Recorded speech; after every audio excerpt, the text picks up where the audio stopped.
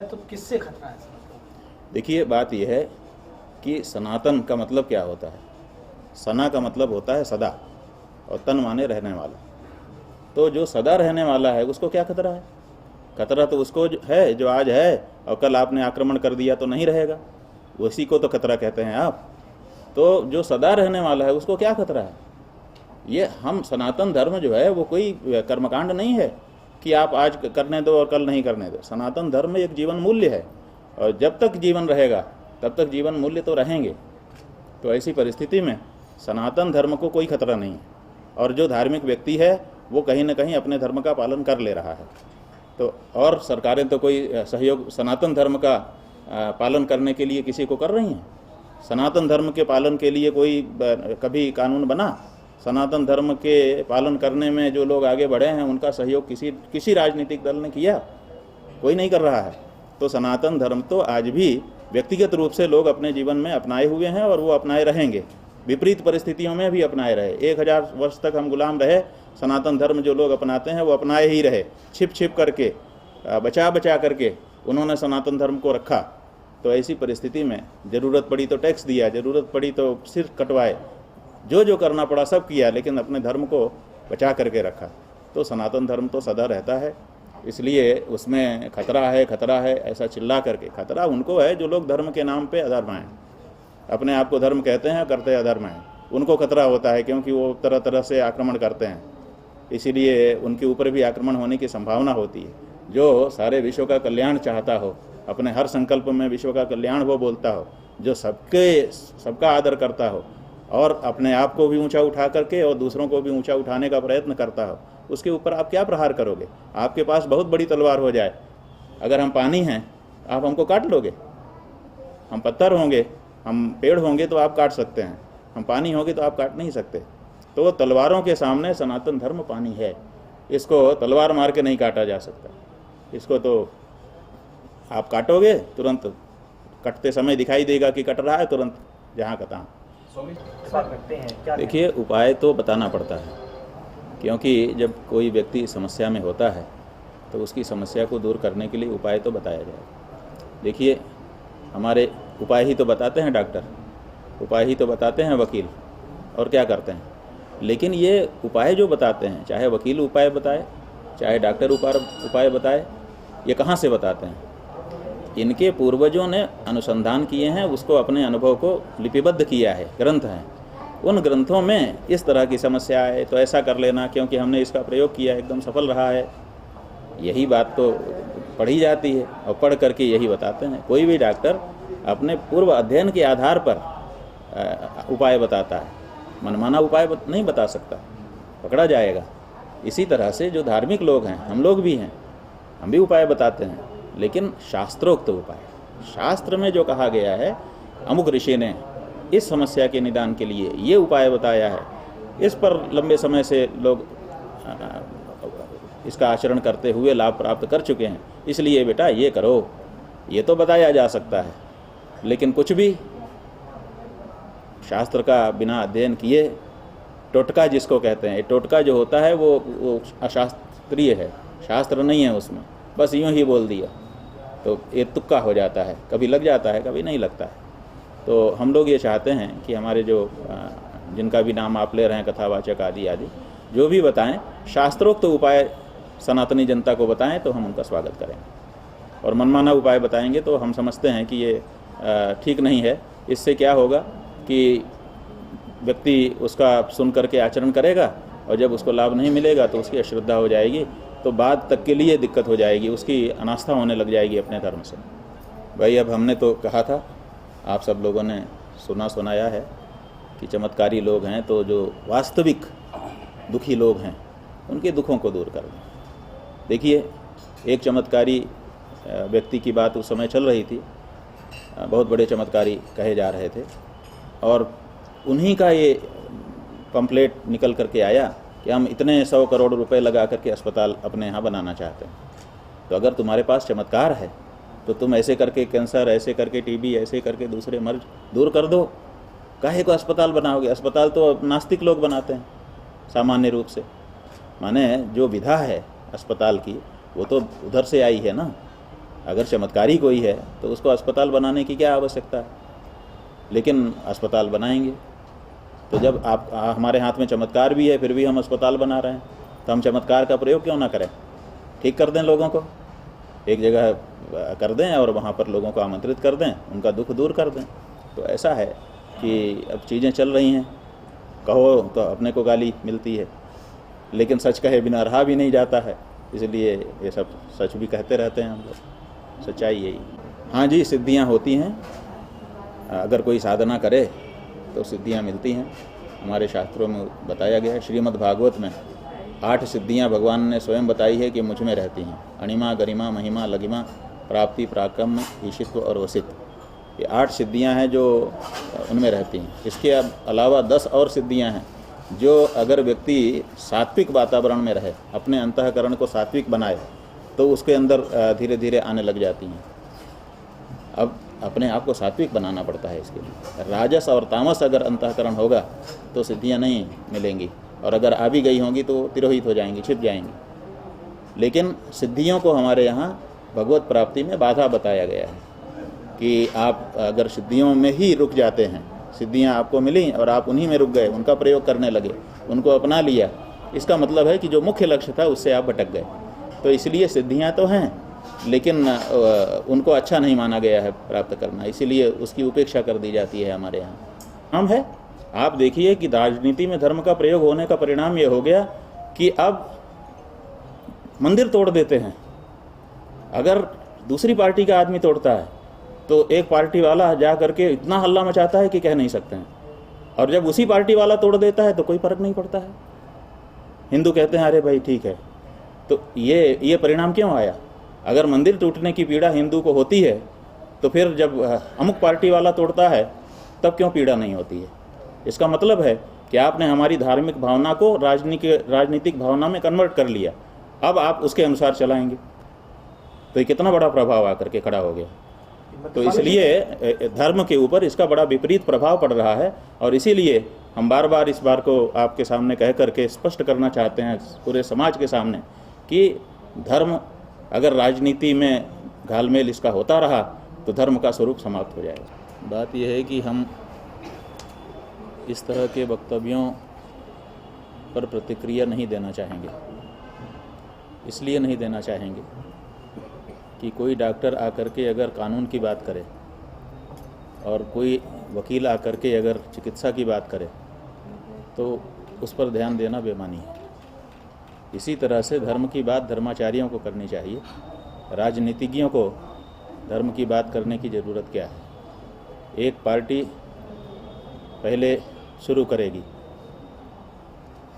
कुछ कह करके और दूसरे फिर उसको लकीर को पीटेंगे, फ़ायदा दोनों लेना चाहते हैं। तो ये जो धर्म है इसका फ़ायदा उठाने का जो प्रयास है इन राजनीतिज्ञों का, चाहे सनातन के पक्ष में हो चाहे विपक्ष में हो, धर्म का नाम लेकर के राजनीति का लाभ लेना ये गलत है और हम इसकी आलोचना करते हैं। सनातन धर्म के ऊपर अगर कोई धार्मिक धर्म का ज्ञाता आक्षेप करेगा उसका जवाब देने के लिए हम लोग हैं।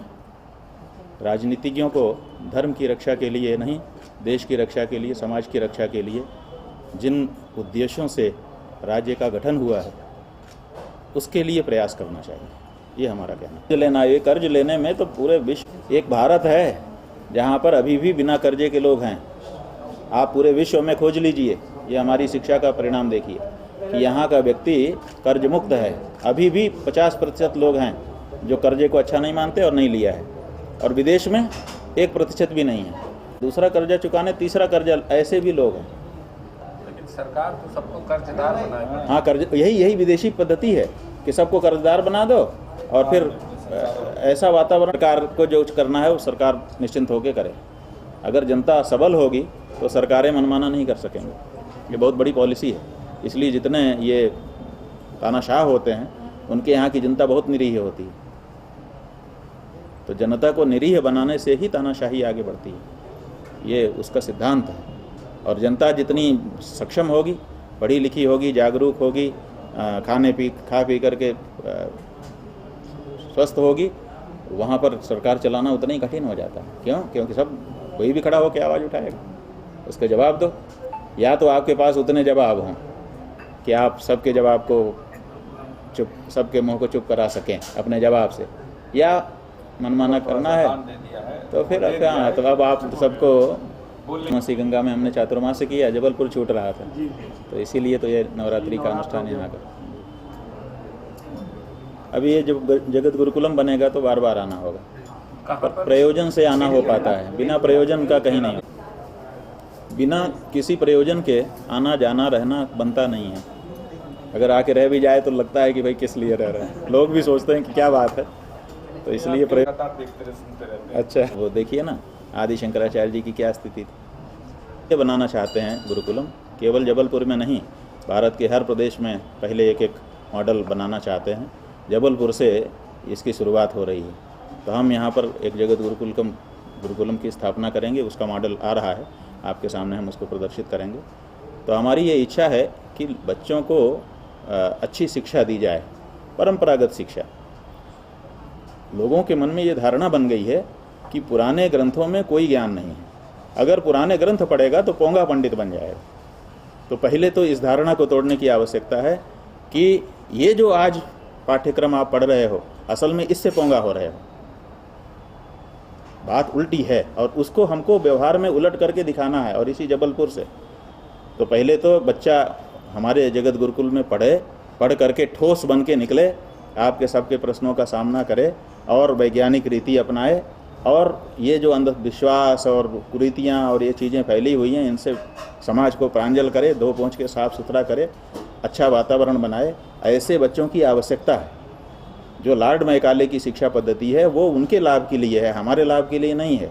अभी भी अगर हम उसको अंधा होकर के अनुकरण करते चले जाएंगे तो वो ठीक नहीं है।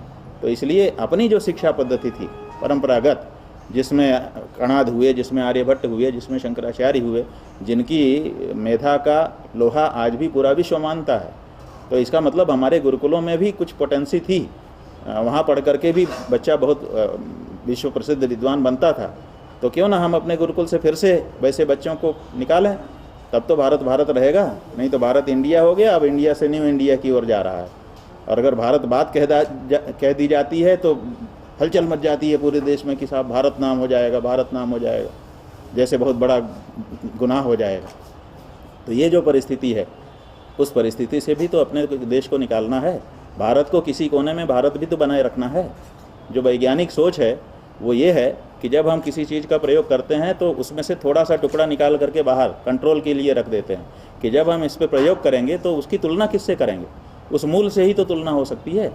तो भारत जो प्राचीन भारत था, जो जगत गुरु भारत था, वो जगत गुरु भारत किसी कोने में तो बचा रहे, कुछ अंश में तो बचा रहे, ताकि तुलना हो सके कि ऐसा होता तो कैसा होता और ऐसा हुआ है तो क्या है। फिर तुलना होगी तब ना निकल करके उसका परिणाम आएगा। तो ये जो बात है, इस बात को मूर्त रूप देने के लिए ये जगत गुरुकुलम की स्थापना हमारे गुरुजी महाराज ने ही हमको आदेश दिया था, लेकिन वो ब्रह्मलीन हो गए। उनकी इस इच्छा को पूरा करने के लिए हम तत्पर हैं, और हमको प्रसन्नता है कि उनके इस विचार को सुन करके आपके जबलपुर के ये दंपति, गर्ग दंपति हैं, इन्होंने हमको कहा कि पहली ज़मीन हम दे रहे हैं, हमारी जितनी ज़मीन है सब की सब, हमारा घर मकान सब आप ले लीजिए। तो हमने कहा कि फिर आप दोनों को भी हम लेंगे। तो इन्होंने अपने आप को भी समर्पित किया इसी उद्देश्य के लिए। तो इतनी बड़ी भावना जहाँ पर हो वहीं तो पहला काम होगा। तो हम तो काशी में पहला करना चाह रहे थे, लेकिन काशी से पहले जबलपुर में इन दोनों के कारण ये कार्य हो रहा है। तो हमको बड़ी प्रसन्नता है, और लग करके इसको करना पड़ेगा, और करके वहाँ पर उत्पादन करके दिखाना पड़ेगा, उन बच्चों को सामने ला करके रखना पड़ेगा। और जो आधुनिक शिक्षा संस्थान हैं उनसे हमारी ऐसी कोई द्वेषपूर्ण वो नहीं है, लेकिन स्पर्धा की भावना तो अच्छी मानी जाती है। तो हमको उन बच्चों के सामने अपने जगत गुरुकुलम के बच्चों को खड़ा करके दिखाना है कि देखो ये यहाँ पढ़े, ये यहाँ पढ़े, दोनों में अंतर समाज देख ले। तो उस स्तर पर जाने की इच्छा है। अभी कह रहे थे, हमारी बात के मर्म को ठीक से समझने की ज़रूरत है। एक स्वस्थ लोकतंत्र की स्थापना तब होगी जब विषय के विशेषज्ञों को ही विषय के बारे में चर्चा करने का अवसर दिया जाएगा। आप राजनीति कर रहे हैं, आप धर्म के बारे में बोलते हैं, आप धार्मिक हैं, आप राजनीति के बारे में बोलते हैं, ये कहाँ तक चलेगा? जहाँ तक धर्म की बात है तो सबसे पहले ये समझने की आवश्यकता है कि धर्म जो है ये वैयक्तिक उत्थान की वस्तु है। माने हम व्यक्तिगत रूप से अपने आप को ऊंचा कैसे उठाएं, इसके लिए धर्म का पालन हम करते हैं। और समाज के लिए राजनीति है, समाज का उत्थान करने के लिए और विशेष करके भौतिक उत्थान के लिए। देखिए, ये जो भारत का संविधान है इस समय, इस संविधान में परलोक की कोई चर्चा नहीं है। जब परलोक की चर्चा ही नहीं है तो फिर इस संविधान की शपथ लिए हुए या शपथ लेकर के राजनीति में आए हुए लोगों को धर्म की चर्चा कैसे करने का अधिकार मिल सकेगा? हमारे धर्म में देखिए, जितने भी लोग कहते हैं कि हम धर्म हैं, उन सब के यहाँ परलोक की चर्चा है। भारत के संविधान में परलोक की कोई चर्चा नहीं है। भारत का संविधान केवल भौतिक संविधान है, भौतिक व्यवस्था देता है। उस संविधान की शपथ लेने वाला व्यक्ति ही राजनीति कर सकता है। चुनाव आयोग में जब जाएंगे आप अपनी पार्टी का पंजीकरण करने के लिए या पुनर्नवीनीकरण करने के लिए, तो वो शपथ पत्र लेंगे आपसे कि आप इसमें संविधान में भरोसा रखिए, धर्मनिरपेक्ष संविधान है। तो जब धर्मनिरपेक्षता की शपथ ले लिए हैं ये लोग, तो इनको धर्म के बारे में चर्चा कैसे करना चाहिए? एक बात। दूसरे, किसी सरकार को धार्मिक परिसर में किसी भी कार्य को करने का अधिकार नैतिक रूप से कैसे मिल जाता है? परिसर धार्मिक है, आप धर्मनिरपेक्षता की शपथ लेकर के बैठे हुए हो। जो नहीं बैठा है, विपक्ष में है, वो भी पार्टी के रूप में धर्मनिरपेक्षता की शपथ ले चुका है। तो धर्मनिरपेक्षता की शपथ ले लिया जिसने, राजनीतिज्ञ ने, सरकार वाले ने ले लिया, विपक्ष ने ले लिया, जो अधिकारी हैं वो भी उसी की शपथ लेकर के अपने अपने पदों पर बैठे हुए हैं। तो ये सब लोग धर्मनिरपेक्ष हैं। और धर्मनिरपेक्ष लोग धार्मिक परिसर में कैसे काम कर सकते हैं? तो अगर कोई कर रहा है, हम उसका विरोध करते हैं। बहुत अच्छा आपने हमारे परिसर को बना दिया, ये आपकी दृष्टि है। हमारी दृष्टि यह है कि आपने वहाँ धर्म का लोप कर दिया। जो धार्मिक विधि विधान होने चाहिए थे उनसे अछूता रह गया वो परिसर। तो ऐसी परिस्थिति में जितने भी धार्मिक स्थान हैं, उन धार्मिक स्थानों से राजनीतिज्ञों को हटना ही होगा और धार्मिक स्थान धार्मिक लोगों के जिम्मे करना होगा। और ये जो धार्मिक बातें कह करके उसका पक्ष विपक्ष करके राजनीतिक लाभ लेने की प्रवृत्ति है, इसको हटाना होगा, तब स्वस्थ लोकतंत्र स्थापित हो जाए। देखिए, दुर्भाग्यपूर्ण है, हम लोग ये चाहते हैं कि लोग आपस में न लड़ें, युद्ध को सदा बचाया जाना चाहिए, नियम है। और भारत के आज़ाद होने के बाद भारत की नीति भी रही है कि हम गुट निरपेक्ष रहेंगे। यहाँ पर पहले ये बात चली थी कि भारत किसी के साथ नहीं खड़ा होगा, भारत सदा अपने आप को अलग रखे रहेगा। लेकिन अब भारत भी किसी न किसी के साथ खड़ा होने लग गया है। तो जब हम किसी पक्ष विपक्ष में होने लग जाएंगे तो स्वाभाविक है कि हम भी जो कुछ हो रहा है उसके अंग हो जा रहे हैं। यही पीड़ा की बात है। दो लोग लड़ रहे हैं, देखिए उनकी तो नियत ही है, लेकिन हम किसी एक पक्ष में जो खड़े हो जा रहे हैं वो हमारे लिए ज़्यादा दुख का विषय है। इसलिए हम लोगों को अपनी तटस्थता को बनाए रखना चाहिए और दोनों के ऊपर दबाव डालना चाहिए कि बंद करो, ये गलत है, ये मानवता के हित में नहीं है, और अगर तुम ऐसा ही करते रहोगे तो हम तुम्हारी आलोचना करेंगे, निंदा करेंगे। अगर इस तरह का एक वाक्य भारत की ओर से आया होता दबंगई के साथ, तो उसका प्रभाव पड़ता, पूरे विश्व पर पड़ता। लेकिन ऐसा ना हो करके जो हम किसी तरफ खड़े हो जा रहे हैं, हमारी सरकार कहीं खड़ी हो रही है, हमारी जनता कहीं खड़ी हो रही है, और इस तरह से जो हम पक्ष विपक्ष में खड़े हो रहे हैं वो न तो उन देशों के लिए ठीक है और न तो हमारे स्वयं के लिए, क्योंकि हमारे अंदर ही दो विचार हो रहे हैं और दोनों इस पक्ष में गोलबंद हो रहे हैं। तो ये हमारे देश के लिए भी ठीक नहीं है। यहाँ पर भी भेद उत्पन्न हो रहा है, कोई इनका समर्थन कर रहा है, कोई उनका समर्थन कर रहा है, तो बंटवारा ही तो होता है देश का, तो ठीक नहीं। देखिए, आदि शंकराचार्य जी की प्रतिमा का निर्माण हुआ, इससे अच्छा क्या हो सकता है? बहुत अच्छा हुआ, होना चाहिए, प्रचार होना चाहिए। लेकिन कुछ बातें हैं जिन पर हम लोग विचार करते हैं तो थोड़ा अटपटा लगता है।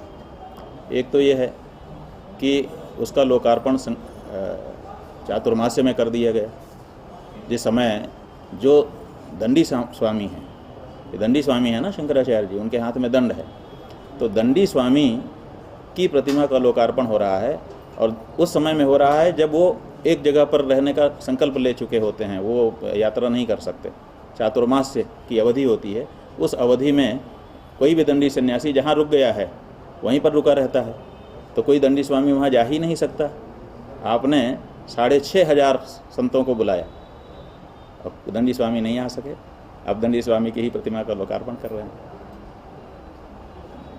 तो कुछ समझ में नहीं आता है कि ऐसा सब क्या राजनीतिक लाभ लेने के मकसद से अब भाई, अब यही बात है ना। तो हमने तो आपको एक बात बताई कि दंडी स्वामी की ही प्रतिमा का आप अनावरण कर रहे हैं। आपने एक अच्छा काम किया है, आपके लिए प्रशंसा के कुछ शब्द कहे जा सकते थे, लेकिन आपने वो मौका भी नहीं दिया।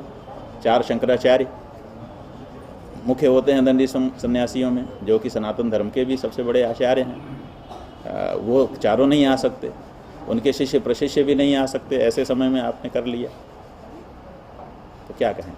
इसका मतलब है कि आपकी अपनी प्राथमिकताएं हैं, आप अपने आप अपना समय तय करते हैं, अपने आप अपना उद्घाटन करते हैं, अपने आप सब चीज़ें करते हैं। इसका मतलब है कि जो शंकराचार्य जी हैं उनकी परंपरा से इसका सीधा लेना देना नहीं है। आपका अपना कार्यक्रम है, आप अपने कार्यक्रम के अनुसार कार्य कर रहे हैं, ऐसा हम समझते हैं। जो समझते हैं वही साफ साफ कह रहे हैं। हमने तो साफ साफ सदा से कहा है, आज फिर दोहरा देते हैं कि राम जन्मभूमि का जो मामला है, ये मामला किसका था। कोर्ट में 1962 में ये विचार का बिंदु आया, ये तो बहुत पहले से चल रहा है ना मुकदमा, कि ये मुकदमा क्या व्यक्ति के स्तर का है कि समुदाय का है, कम्युनिटी स्तर का है। तो वहाँ पर फैसला है कि ये मुकदमा कम्युनिटी का है, समुदाय का है। माने हिंदू की तरफ से जो लड़ेगा वो हिंदू पक्ष को जाएगा, और मुस्लिम पक्ष से जो लड़ेगा वो अगर हारे जीते उसका प्रभाव पूरे मुस्लिम को जाएगा। और जब 1989 में भारत के सुप्रीम कोर्ट ने यह कह दिया कि अब इसकी प्रतिदिन की सुनवाई करके इस मुकदमे का निस्तारण करना चाहिए, तब एक बार फिर इलाहाबाद हाई कोर्ट के लखनऊ बेंच में जहां ये मुकदमा चला, उन्होंने सार्वजनिक अपील की कि ये समुदाय का मुकदमा है, जो लोग इस मुकदमे में आना चाहते हैं वो आ सकते हैं अपने समुदाय की ओर से। और जो लोग गए, जिन्होंने पैरवी की, उन सब लोगों, वही लोग हिंदू धर्म के प्रतिनिधि थे। आपके शंकराचार्य जी महाराज, हमारे गुरु जी महाराज पार्टी बने। क्यों बने? क्योंकि उन्होंने कहा कि हम हिंदू समुदाय की ओर से अपनी बात को रखेंगे, और भी बहुत से लोग आए। ऐसी परिस्थिति में उस समय ये जो सरकार है, सरकार के लोगों ने 1986 में ही हिमाचल प्रदेश में राष्ट्रीय कार्यकारिणी की अपनी पार्टी की बैठक करके ये प्रस्ताव कर दिया था कि अयोध्या का मुद्दा आस्था का मुद्दा है, इसके ऊपर न्यायालय फैसला नहीं कर सकता है। तो आप तो कहते थे कि यह आस्था का मुद्दा है और न्यायालय फैसला ही नहीं कर सकता। और जब अब हिंदू पक्ष से कुछ लोगों ने खड़े होकर के पैरवी करके प्रमाण दे करके फैसला करवा लिया, तब आप जो है आकर के वहाँ पर 4 शंकराचार्यों का ट्रस्ट था, रामालय ट्रस्ट, जिसमें 4 शंकराचार्य के साथ 5 वैष्णवाचार्य जो प्रमुख आचार्य हैं, 13 अखाड़ों के आचार्य, वो रामालय ट्रस्ट में थे। उस रामालय ट्रस्ट को हटा करके आपने अपने कार्यकर्ताओं का ट्रस्ट बना दिया। तो ये तो सीधी बात है कि वहाँ धार्मिक कार्य कहाँ हो रहा है। यही तो हमारा कहना है कि धार्मिक स्थान को धर्माचार्यों के जिम्मे छोड़ना चाहिए। ये जो सरकारें या राजनीतिक लोग वहाँ पर आकर के कार्य करने लगते हैं, ये धर्म की दृष्टि से हमारे धार्मिक परिसर के लिए ठीक नहीं है।